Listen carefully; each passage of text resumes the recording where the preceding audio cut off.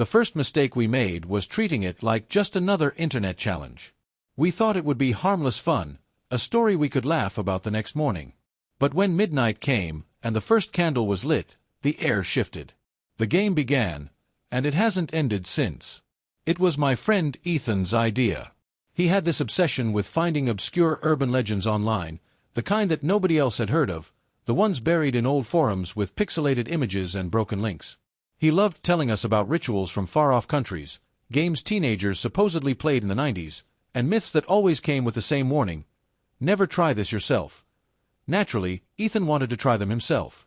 And that night, he convinced me, Mia, and Jordan to join him. We were sitting in his basement, the lights dimmed, a stack of half-burnt candles on the table. Ethan grinned as he read the rules out loud from his cracked phone screen. It's called the candle game. You start at midnight, with one candle for each player. You light them, knock on your door 22 times, then sit in a circle with nothing but your flame to protect you. If the candle goes out, you have to relight it within 10 seconds. If you can't, he paused for effect, looking up at us, something comes for you. Mia rolled her eyes and scoffed. So it's just like Bloody Mary but with candles? Please. Jordan laughed nervously. Come on, man. Even you don't believe this crap. But Ethan's grin didn't waver. He loved that balance between disbelief and fear. Think of it as a test. We'll play until 3 a.m. and prove it's all fake. Then we can say we survived. I remember staring at my candle, the pale wax smooth and untouched. My gut told me not to do it. But the others were already nodding along, their curiosity outweighing their fear. And I didn't want to be the coward. So when the clock struck midnight, we each lit our candles. The flames flickered against the basement walls, shadows stretching into strange shapes. Ethan marched upstairs to knock on the front door. The sound of his knuckles rapping against the wood echoed back down, each knock making my stomach clench tighter. By the 22nd knock, silence filled the air like something was listening. He returned, candle in hand, and we all sat in a circle on the concrete floor. For flames danced in the darkness, trembling as though the air itself was alive. At first, it was fine. We joked, we whispered, we waited. Nothing happened. But 20 minutes in, Jordan's candle sputtered. He cursed under his breath, fumbling with his lighter. The flame went out completely. The basement felt instantly colder. Quick, Ethan hissed. Relight it. Jordan's hands shook as he flicked the lighter again and again. The flame refused to catch. 9 seconds. 10. His candle remained dead. Guess I'm out, Jordan laughed nervously, pretending it didn't matter. He set the candle down and leaned back. That's when we heard it. A creak above us, as if something heavy had stepped across the floorboards. Jordan froze. Did you hear that? We all nodded, clutching our candles tighter. Probably just the house settling, Mia muttered, though her voice cracked. But the sound came again, closer this time. A dragging, deliberate step. Something was moving upstairs. Jordan forced a laugh. Okay, Ethan, you're screwing with us. You planted someone up there, didn't you? Ethan's grin faltered for the first time. I didn't. The basement door groaned. Slowly, painfully, as if someone, or something, was pushing it open. My candle's flame bent toward the door, as though drawn to whatever was on the other side. I gripped it tighter, praying it wouldn't go out. Stay in the circle, Ethan whispered. The door creaked wider, until it stood half open. The darkness beyond it was absolute. No footsteps now. Just silence.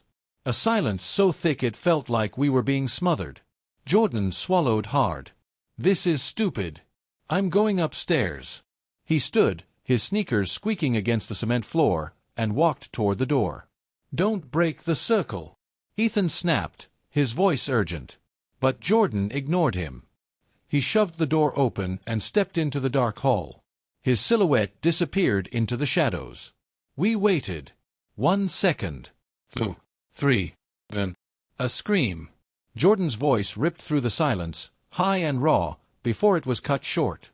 The three of us leapt to our feet, but Ethan shouted, Don't move! Don't leave the circle! The basement fell into chaos. Mia was crying, begging to stop the game. I clutched my candle so tight my knuckles turned white. Ethan's face was pale, his eyes darting to the door like he expected something to emerge at any second. And then Jordan came back. But it wasn't right. He shuffled down the stairs slowly, his head tilted at an unnatural angle. His candle, unlit, dangled limply from his hand. His face was blank, eyes wide and glassy. "Jordan!" Mia whispered. He didn't answer. He just stood there, staring at us with that empty expression. And then, without a word, he blew out Ethan's candle. The basement plunged deeper into darkness. Ethan scrambled to relight it, but his lighter wouldn't spark. His hands shook uncontrollably, his breath coming in gasps. The air grew colder, so cold I could see my own breath in the candlelight. Jordan, or what looked like Jordan, smiled then. A wide, unnatural smile that stretched too far. His head twitched to the side, and when he spoke, his voice wasn't his own. "You shouldn't have played." Mia screamed. Ethan dropped the useless lighter. I felt my candle sputter. The flame danced wildly, as if something invisible was trying to snuff it out. I cupped my hand around it, shielding it from whatever was in the room. My heart pounded so hard I thought I'd faint. The figure of Jordan stepped closer, its eyes reflecting the trembling flames. With each step, the basement seemed to shrink, the walls pressing in. Ethan finally managed to spark his lighter. His candle flared back to life, and in that instant, the figure froze. Its smile vanished. It tilted its head again, watching us like a predator. Then, slowly, it stepped back into the shadows of the stairwell. We sat in silence for what felt like hours, clutching our candles. But the clock on the wall ticked only 5 minutes past midnight.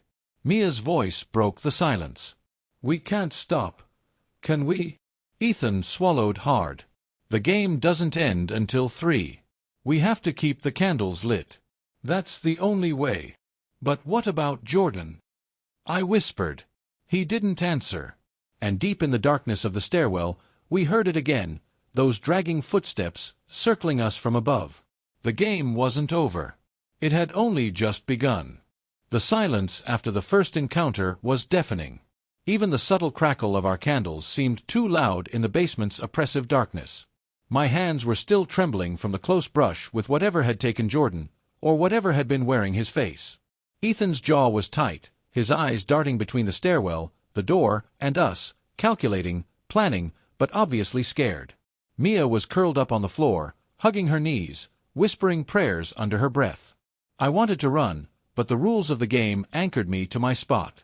The candles were our only protection. We didn't speak for a long time. Every sound, the groan of the house, the subtle scraping upstairs, the ticking of the old basement clock, made us jump. The footsteps above continued, slow and deliberate, circling the house as if inspecting us. There was no way to ignore them. Ethan finally whispered, "We have to finish this. Just stay in the circle, keep your candle lit, and don't panic. That's all we can do." I nodded numbly. My candle flickered again, and I swore I saw shadows twist into shapes that weren't ours. Faces, brief, twisted faces, appeared and vanished at the edges of the flame. I blinked, rubbed my eyes, and when I looked again, they were gone. Then the sound of Jordan's voice came from the stairwell. "I didn't leave." It was distorted, layered, like his voice was doubled and hollow. Ethan's eyes widened. That's not him." The figure shuffled into the basement again. Its movements were jerky, unnatural, and the smell that followed it made my stomach turn, something wet, rotting, metallic. Jordan, or the thing that had replaced him, paused in the center of the circle, head cocked like a predator assessing prey. "You thought it would end," it said, in a voice that shifted between Jordan's tone and something much older, darker. "You thought 3 a.m. would save you. But the candle doesn't stop. Not until it decides." Mia screamed, burying her face in her arms. Ethan grabbed her shoulder, shaking her gently. "Don't look at it. Don't provoke it." I watched, frozen, as the figure stepped closer to me. I could feel a chill emanating from it, the temperature dropping sharply, frosting forming on the basement walls. My candle flickered violently, then dimmed. I cupped my hands around it, my fingers numb, and managed to hold it aloft. The thing reached toward me with hands that weren't quite human. Fingers long, thin, ending in jagged nails. My skin crawled. I felt its cold brush against my wrist, and for a moment the candle flame surged, then nearly went out. I gasped and held it closer, praying I could keep it alive. Ethan moved in front of me. "It's testing us," he whispered urgently. "It wants fear. Don't give it what it wants." But fear was easy. Fear was uncontrollable. I could feel it clawing at my mind, whispering dark thoughts. Asterisk, let it take you. Just blow it out. You'll be free. Asterisk. Minutes passed. Maybe an hour. Time had no meaning. We didn't dare move from the circle, but the figure didn't leave. It lingered, circling us slowly, its eyes reflecting the candlelight in a way that made them look like tiny embers. Every now and then, it would mutter something we couldn't understand, a language warped and broken, but every sound vibrated through our bones. Then we noticed it. The candles weren't just flickering, they were changing. Shadows inside the flames seemed to form shapes, twisting, clawing, stretching into figures that resembled us, only wrong. Our reflections. Faces frozen in terror, screaming silently from inside the wax. I felt bile rise in my throat. Don't look at it," Ethan hissed, and I realized I had been staring at my own candle for too long. But it was impossible to look away. I could see my own fear trapped inside the flickering flame, mirrored and distorted. I was not alone in my candle. We weren't alone in the basement. Suddenly, the figure lunged at Ethan. We all screamed. The candlelight wavered, and for one horrifying second, I thought it had taken him. But instead, it froze mid-step, jerking back, as if it had hit an invisible barrier. The rules. The circle. Our candles, they were holding it at bay. Ethan was shaking, eyes wide. We can't leave the circle. We can't let the candles go out. Not for a second. I nodded numbly, gripping my candle like a lifeline. But then I realized something worse. One by one, the flames of our candles began to elongate unnaturally, stretching toward the figure, like they were reaching out for help, or screaming silently. The shadows on the walls shifted, growing taller, merging, forming shapes we couldn't name. Mia whimpered. It's inside the flames now. I can see them. Faces. Other people." I turned my candle slightly and caught a glimpse of the shapes. Ghostly figures, pale and hollow, trapped inside the wax, screaming silently as the flames licked at their forms. My stomach turned. I had the horrifying realization that this had been happening before us. Other players, other victims. The game didn't just exist to scare you. It existed to trap you. And then it spoke again. "You're next. And next. And next. Forever." The words echoed in the basement, vibrating off the walls and through our bones. My candle shivered violently, as if the flame itself was screaming in panic. I could feel the presence of every trapped soul around us, clawing, reaching, desperate for escape. Ethan whispered, "We have to last. We have to survive until 3, at least. Just stay in the circle, keep your flame alive, and don't." A loud crash interrupted him. One of the candles, Mia's, exploded in a shower of sparks and wax. The temperature dropped instantly, freezing mist curling around the room. Mia screamed, falling backward onto the concrete floor. Ethan lunged to relight it, shaking his lighter frantically, but the flame refused. The figure's laughter echoed around us then. Not Jordan's laugh. Something deeper, older, crueler. The shadows on the walls writhed, forming hands that reached toward us, whispering names we didn't know in voices that sounded like death itself. Panic clawed at my throat. I could barely breathe. I tried to speak, but my voice caught in my throat. The figure advanced again, slower this time, savoring our terror. Every step it took sent chills racing up my spine, as if the cold had found its way inside my bones. I felt the flame of my candle flicker wildly, almost going out. Something brushed against it. A hand? A claw? I couldn't tell. I panicked, shielding it with both hands, willing it to survive. My mind screamed, "Asterisk, don't let it die. Don't let it die. Asterisk." Suddenly, Ethan's candle ignited on its own. A flash of light so bright it burned my eyes, and the figure recoiled, hissing like an animal. For a moment, the shadows shrank back. "That's it," Ethan gasped. "Keep your focus. Don't let it touch your candle. It feeds on doubt, on fear. Hold on." We did. Somehow, through sheer terror and instinct, we held our candles upright. We whispered to them as if they could hear us, pleading, praying, willing the flames to stay alive. The figure hovered at the edge of the light, its form flickering, unsure, testing, waiting. Minutes passed, maybe hours. I couldn't tell. The clock on the wall ticked past 12:30, the air thick with cold and tension. We were trapped in a nightmare that had no clear end, and every second stretched into eternity. And then Ethan's face went pale. He pointed toward the stairwell. "It's coming back. And it's changing." The figure we had seen before wasn't alone anymore. Shapes emerged behind it, dozens of them, all twisted, all hollow-eyed, all reaching toward the circle. Their faces were familiar, horrifyingly familiar. Jordan, and then others, people we had never met but whose fear was palpable in the room. All trapped inside their own twisted reflections, waiting, screaming silently. The rules of the game were clear now. The circle and the candles were our only defense. But even that didn't feel enough anymore. Something had broken through the barrier of the game. Something was learning, evolving, feeding.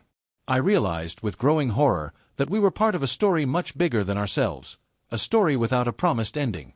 The game wasn't just a ritual. It was a trap, a loop, a nightmare that fed on curiosity and fear, and the worst part was that it wasn't bound by time. Midnight could pass, 3 a.m. could come, but as long as we had the candles, we were caught. And in that basement, surrounded by darkness, flickering light, and the unspeakable shapes of trapped souls, I understood the cruelest truth of all: the candle game doesn't end. The basement had become a prison. The four of us sat frozen, our candles clutched like lifelines, the shadows dancing on the walls in grotesque mockery of our own forms. Every time one of us blinked, a shape would appear in the corner of our vision, something human-like, yet impossibly twisted, with hollow eyes and a smile that didn't belong to any living creature. Minutes, or hours, passed. Time had no meaning. My pulse was a drumbeat in my ears, each thump echoing the fear that gripped us. The figure, Jordan, or whatever it had become, lingered at the edge of the circle, flanked by the writhing, faceless shapes of those trapped in the game. I tried to speak, but my voice wouldn't form words. The others were frozen too, watching the circle of light and shadows, understanding without speaking that our candles were not just protection, they were the only tether holding us to reality. Then the basement clock ticked again. Or maybe it didn't. I couldn't be sure. The sound was distorted, each tick stretched into a groan, dragging the seconds into an unbearable eternity. The figures outside the circle shifted closer, testing the barrier, the warmth of the flames flickering and wavered under their scrutiny. Ethan finally whispered, voice shaking, "We have to keep them alive, whatever it takes. Don't let the candle die, don't let it flicker out. That's all that matters." I nodded mutely. My hands were numb, my knuckles white. My candle flickered wildly again, shadows twisting into impossible angles. Then I saw them, hands reaching out from the walls, or from the shadows themselves, stretching, groping for us. Faces pressed against the walls, mouths open in silent screams. The air was thick with their presence, a tangible weight pressing down, and I realized, they were not just trapped, they were warning us. Mia whimpered, trembling violently. I can't do this. I can't." "You have to," Ethan said sharply, almost in tears. We can't let go. Not for a second." The figure of Jordan stepped closer, tilting its head unnaturally. Its eyes, glossy and hollow, locked on mine. I wanted to look away, but I couldn't. There was something magnetic, a pull that made my skin crawl. It whispered again in that distorted voice. "Do you see them? Do you see what comes after? You cannot leave. You will never leave. The candle, the circle, your life is bound to the game." I realized then that fear was not its weapon, it was its food. Every flicker, every gasp, every moment of doubt fueled the things outside the circle. My candle wavered violently as my heartbeat thundered, and I felt the shadows surge toward us. Ethan grabbed my shoulder, snapping me back from the edge of panic. Focus. Look at the flame. You control the light, not them. Don't give them power. I squeezed the candle tighter, praying it would burn forever. But the flames weren't just flames anymore. They were alive, stretching and twisting, forming shapes that resembled us, our faces trapped in the wax, mouths open in silent horror. I could hear them screaming in my head, not aloud, not physically, but deep in my skull, pounding with their terror. Mia's candle flickered and sputtered. She gasped and reached to steady it, her hands shaking violently. And then, the worst sound. One of the trapped figures reached through the flame, a skeletal hand stretching toward her. She screamed, the candle's flame nearly snuffed out. Ethan lunged to stabilize it, but the hand recoiled, hissing in a sound like breaking glass. We realized then that the rules had changed. The game wasn't static. It adapted, learning from our fear. Every flicker, every hesitation made the shadows bolder, more aggressive. They weren't just circling us. They were probing, testing, trying to find a weakness in our resolve. Then came the whispers. Low at first, almost imperceptible, then growing louder, layering on top of each other, a chorus of tortured souls. Their words were indecipherable, yet somehow I understood them. Keep the candle alive. You are next. You cannot escape. I felt my mind start to fracture. I couldn't remember what was real and what was reflection. The basement walls warped, stretching toward me, the shadows pressing in like fingers. My own reflection in the flickering flame grinned back at me, twisted and sinister, mimicking my fear. Ethan's voice cut through the madness. We need a plan. We need to focus. But what plan could work? The figure of Jordan moved closer again, dragging something behind him. I couldn't make out what it was at first, something pale, long, writhing. As it entered the circle, I recognized it, a candle. But not just a candle. One of the trapped ones. A human-shaped candle, wax-forming limbs, head tilted back, screaming silently inside its own flame. Mia screamed, stumbling back. Ethan grabbed her, pulling her to her knees. Don't let it touch your candle. Don't let it. The figure placed the human-shaped candle at the edge of our circle and whispered in that hollow, layered voice. See what happens when the flame dies. It joins us. It becomes part of the game. And the game never ends. I could feel the air thicken, the weight of trapped souls pressing down. The basement felt alive, breathing around us, whispering, hungry. My candle flickered again, and I felt hands, or maybe shadows, brushing against it, trying to snuff it out. I shouted, no. Stay alive! And the flame surged, pushing the darkness back slightly. The shadows recoiled, hissing. For a moment, we had a reprieve. But it was fleeting. Then something changed. I felt it in my mind, a sharp intrusion, like someone, or something, was inside my thoughts. Fear turned into panic, and panic into a horrifying clarity. The game had reached inside us. It wasn't just in the basement. It was in our heads, twisting perception, warping reality. Mia's candle went out. She screamed again, frantic, trying to relight it. But the flame refused. I could see her fear feeding the shadows, making them stronger, bolder. Ethan shouted, help her! Relight it! Do something! I fumbled with my lighter, trying to ignite hers, but the moment my flame touched hers, it went out again, as if something were actively stopping it. Then the whispers grew louder, overlapping with each other, repeating the same words in a dozen voices. Asterisk, it won't end. It will never end. Asterisk. I looked at Ethan. His candle was flickering too. He was pale, shaking, sweat running down his temples. And then, slowly, I realized the worst truth. The circle wasn't safe anymore. The candles were supposed to protect us. They were supposed to hold the darkness at bay. But now, they were part of it. The longer we played, the stronger it became. The flame wasn't a shield, it was bait. The figure of Jordan, or the thing, smiled. Its face split in a way that made my stomach turn. It stepped closer and whispered in a voice that sounded like all the lost souls combined. You're mine now. And the game, it will follow you. Forever. I screamed. My candle sputtered violently, shadows licking at the edges. For a moment, I thought it would go out. I could almost feel the icy embrace of the thing reaching for me. But then, somehow, I managed to stabilize it. The light flared, pushing the shadows back slightly, but I knew it was only temporary. Ethan whispered, barely audible, "We have to survive. Survive until the night ends, or maybe, forever." Mia sobbed quietly, clutching what little remains of her candle. I looked around at the other figures trapped in the basement, the shadowy shapes, the distorted reflections of ourselves, and I understood, we were not just players. We were now part of the story. Part of the cycle. Every fear, every flicker, every second of doubt fed it. And somewhere in the basement, deep in the shadows, the figure of Jordan, and all the others it had gathered, watched. Waiting. The candle game was no longer just a ritual. It was alive. It was endless. And we were trapped inside it. We thought surviving the basement was the hardest part. We were wrong. The morning light should have been a relief. Sunlight spilling through the windows, birds chirping, the mundane sounds of a world untouched by ritual. But when we opened our eyes, nothing felt normal. The basement had ended, but the game hadn't. I was the first to notice it. My candle, snuffed out long ago, was burning again on the nightstand beside me. Its flame flickered violently, shadows twisting along the walls of my room in impossible patterns. I blinked, thinking it was a dream, but the warmth from the flame and the smell of melting wax told me otherwise. Mia and Ethan had the same experience. Candles appeared in rooms we didn't even have them in.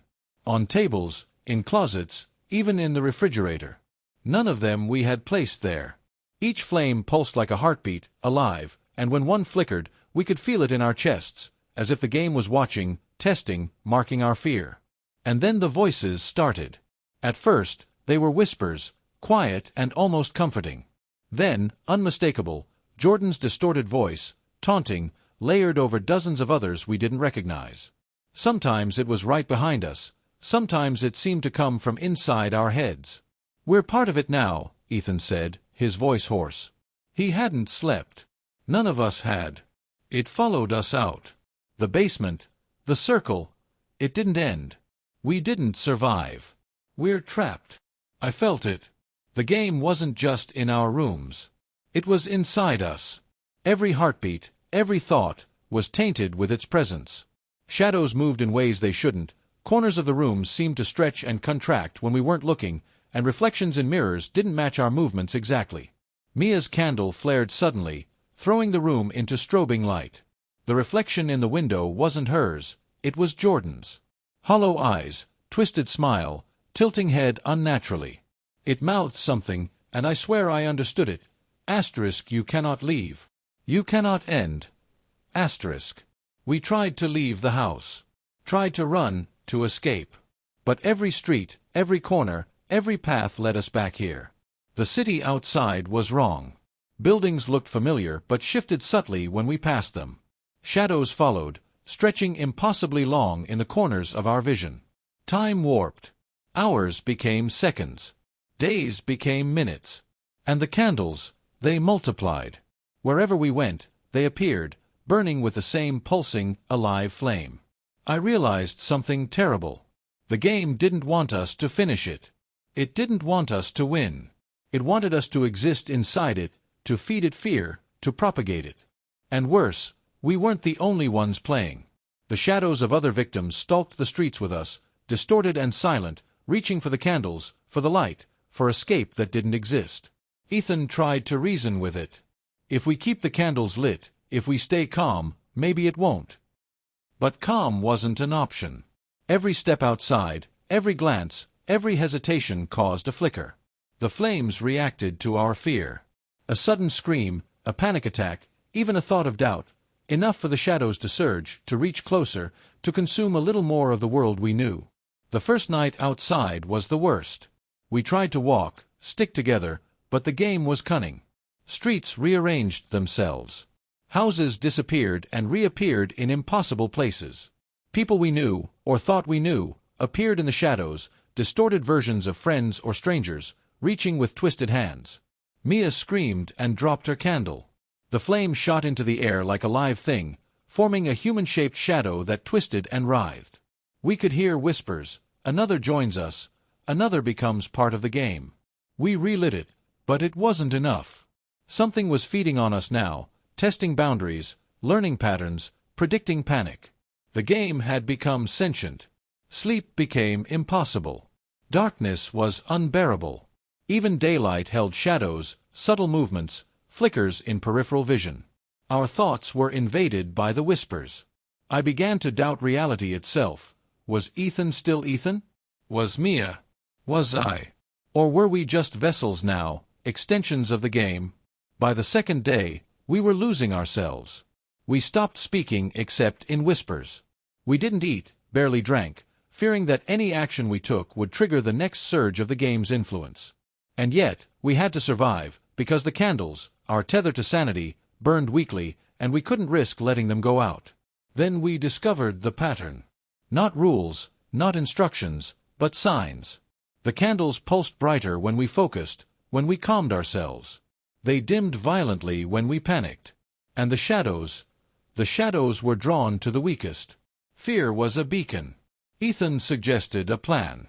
We would take turns staying awake, focusing entirely on our candle. We would avoid mirrors, avoid reflections, avoid looking at the shadows. We would move carefully, cautiously, and maybe, just maybe, we could keep the game at bay long enough to think. But the game is never fair. During one attempt to move through the distorted streets, Mia stumbled, and her candle flickered violently. Shadows surged forward like liquid, enveloping her. I screamed and reached for it, but it was too late. The shadows engulfed her candle entirely, and when it relit, the flame burned pale and weak. And worse, Mia, she was different. Her eyes were empty, her smile twisted, and she whispered in the hollow voice of the game. "You can't stop it. You can't leave. You are mine." We backed away, horrified. Ethan grabbed my shoulder. "We have to keep moving. We can't stop. It feeds on hesitation." But each step was harder than the last. Each flicker of a candle, each shadow, each whisper gnawed at our minds. By the third day, the city around us was a maze. Buildings stretched impossibly, streets looped back on themselves, shadows lurked in every corner. The game had broken reality. I began to notice. The candles weren't just tethering us. They were marking us. Shapes inside the flames, familiar faces, hollow and screaming, were becoming clearer. They were us, or what we would become. I realized with a cold certainty, the game wasn't just a challenge. It was a transformation. Every soul that failed became part of it, trapped in flame, trapped in shadow, feeding the game endlessly. And now it was learning from us, testing our limits. The whispers told us things we couldn't know, our memories, our secrets, our deepest fears, and each revelation made the candles flicker, made the shadows surge, made the game stronger. By the fourth night, we were ghosts of ourselves. We didn't eat. We didn't drink. Sleep was impossible. Our reflections were wrong. Shadows stretched and moved even when we faced the light. And the candles, our fragile tether, burned constantly, pulsing with life, each flame a tiny, screaming soul, including maybe our own. Ethan whispered one night, trembling violently, "I don't know if we survive this. If we last another night, maybe we don't leave. Maybe we become part of it." I felt the truth of it. The game wasn't over. It couldn't be over. We were trapped in an endless loop, bound by flame and shadow, feeding on our fear, reshaping reality. And every time we thought a day had passed, every time we thought we had escaped, the city twisted again, the shadows surged, and the whispers reminded us, "You are mine." The candle never dies. The game never ends. I looked at Ethan, at Mia, at the flickering flames, and understood a horror deeper than the shadows. Even if we survived, even if we kept the candles alive, we would never be free. The game had claimed us. It had rewritten the rules. And it had already begun writing the next chapter, our souls trapped in its endless, flickering light. The candle game was alive. It had learned. And we were already part of it. By the fifth night, we had lost track of time. The city around us had ceased to exist in any recognizable form. Streets twisted in impossible angles, buildings merged and separated like living things, and shadows slithered along walls, ceilings, and even floors where no light could reach. The candle game had fully claimed the world around us, transforming reality itself into a trap. Mia was silent now. Her eyes, hollow and dark, reflected the flickering flames of the candles that had multiplied exponentially around us. Her whispers, when she spoke, were layered with the voices of countless lost souls. "It never ends. You can't leave. We are part of it." Ethan was shaking violently. The candle in his hand was enormous, almost alive, writhing in the air like a snake. Its flame cast grotesque reflections of our faces on every nearby surface, some our own, some distorted, twisted versions that we didn't recognize. He muttered prayers under his breath, desperate to maintain focus. I tried to rationalize it, tried to find a way to escape the madness. But reason had abandoned us long ago. Every step we took, every movement, every thought fed the game. The shadows, the whispers, the twisted reflections, they all reacted to fear, to hesitation, to despair. And despair was the only thing left. The figure of Jordan, or what had become of him, appeared again. Not walking, not moving in any way that resembled normal motion, but floating, tilting unnaturally, drifting toward us across the warped landscape. Behind him were hundreds of shadowy shapes, countless figures trapped in flame, all reaching, all silent, all eyes hollow. "It's testing us," Ethan whispered. "It's trying to see if we break." We had no choice. We clutched our candles tighter, hands blistered from heat and strain. Each flame pulsed, almost synchronized with our heartbeats, and with every flicker, I could feel the presence of the souls trapped inside, crying silently, begging for escape. Some faces I recognized. Jordan, maybe Mia, maybe even me, though I prayed it wasn't. The shadows surged closer. The temperature plummeted. Frost spread along the warped surfaces, freezing the air and making each breath painful. And then came the whispers, louder than ever, merging into a chorus of thousands of voices, repeating the same words over and over. Asterisk, the game never ends. The candle cannot die. You cannot leave. Asterisk. I realized the truth then. There was no victory. Survival wasn't an option. Escape wasn't real. We were already inside the game, and the game had no rules that could save us. The basement, the circle, the midnight hour, they were just the beginning. Ethan turned to me, panic clear in his eyes. We have to keep going.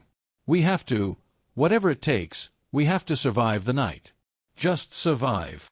But I knew we couldn't. Not really. The game had already started changing us. Shadows had begun to reach inside, touch our minds, twist our thoughts.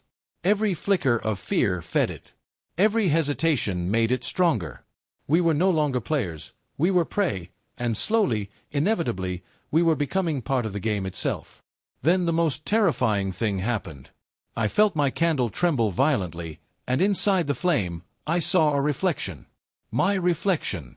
But it was wrong, twisted, hollow, smiling in a way I never could. It reached out from inside the flame, fingers clawing through the wax and fire. I tried to pull back, but my hands moved of their own accord, holding the candle, keeping it alive. The reflection's mouth opened, and I understood what it was saying without words. Asterisk, you are next. Forever. Asterisk. Mia screamed, a sound that shattered the already fragile air. Her candle flickered, then went out. The shadows surged violently, curling around her like smoke made of fingers. She vanished in the blink of an eye. Where she had been, nothing remained but the faint smell of melted wax and burnt fear. Ethan and I screamed in unison, relighting her candle desperately. But the flame was weak, flickering as if struggling against some invisible weight. And then I realized the cruelest part. The game wasn't just in the room. It was inside the candle. The candle was her prison now, her soul trapped in fire, feeding the game, screaming silently while we watched helplessly. The figure of Jordan floated closer, tilting his head, his smile impossibly wide.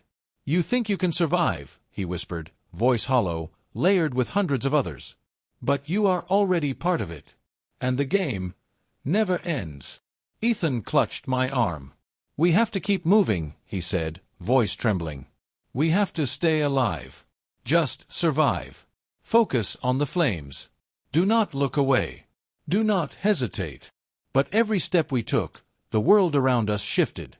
Streets twisted. Buildings bent and folded into themselves. Shadows stretched and writhed, crawling along walls and floors. Time was meaningless. Fear was everywhere, inescapable. And the candles, our only tether, burned like living hearts, throbbing with the weight of countless trapped souls. I understood finally. The game was no longer a game. It had become reality. Our reality. Every flicker, every heartbeat, every thought kept it alive, and the moment we wavered, even slightly, it would claim us. And then I saw it, hundreds of candles, scattered across the warped streets, each containing a trapped soul. Faces twisted in terror, mouths open in silent screams. Some I recognized, Jordan, Mia, others we didn't know. And one by one, their flames pulsed in unison, like a heartbeat of the game itself. It was then I realized the truth I had been trying to deny. We could survive the night, maybe, but only by becoming like them. Trapped. Twisted. Feeding the game. Ethan gasped beside me. We're running out of time. The night ends at 3, maybe. But even as he spoke, the distorted world around us seemed to mock him. The clocks were meaningless. The shadows were infinite. And the whispers repeated ceaselessly, *, it never ends. You cannot leave. The candle will always burn. *. I screamed, clutching my candle, my fingers raw and blistered. My reflection in the flame twisted, reaching toward me, smiling in a way I could never unsee. And I understood, the game wasn't ending. Not for us, not ever. Ethan's candle sputtered violently. He tried to stabilize it, but the shadowy figures surged toward him. I reached out to help, but my own candle flickered wildly, the flame bending toward him as if desperate.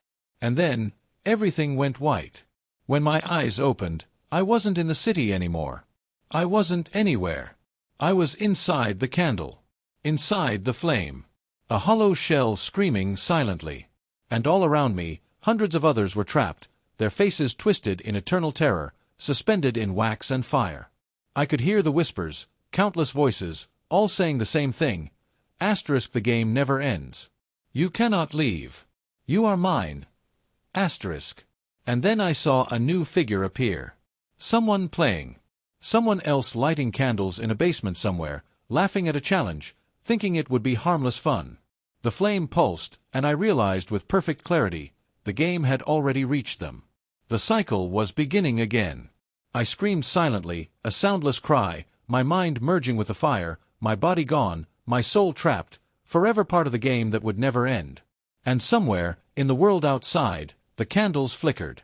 The shadows waited. The whispers continued. The candle game had only just begun.